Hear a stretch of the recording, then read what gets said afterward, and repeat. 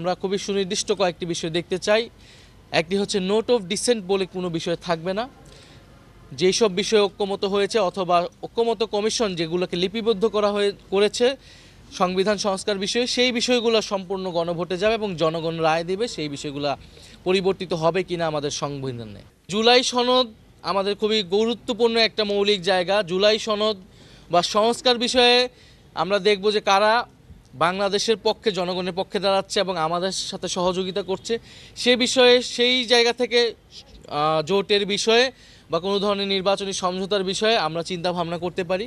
যে বিগত সময়ে বিএনপি কখনো তাদের জায়গা থেকে এককভাবে বাংলাদেশে রাজনৈতিক দল হিসেবে, সরকারি দল হিসেবে জনগণের প্রতিনিধিত্ব করেনি। আবার জামায়াতও বৃহৎ একটা জনগোষ্ঠীর প্রতিনিধিত্ব কখনোই সংসদে করেনি। সেই জায়গায় আগামীর বাংলাদেশের সংসদের স্থিতিশীলতা এবং সকল ধরনের অপশক্তির সাথে লড়াইয়ের জন্য আগামীর সংসদে এনসিপির এবং তরুণ প্রজন্মের বড় সংখ্যক একটা প্রতিনিধিত্ব আমরা আবশ্যক মনে করি।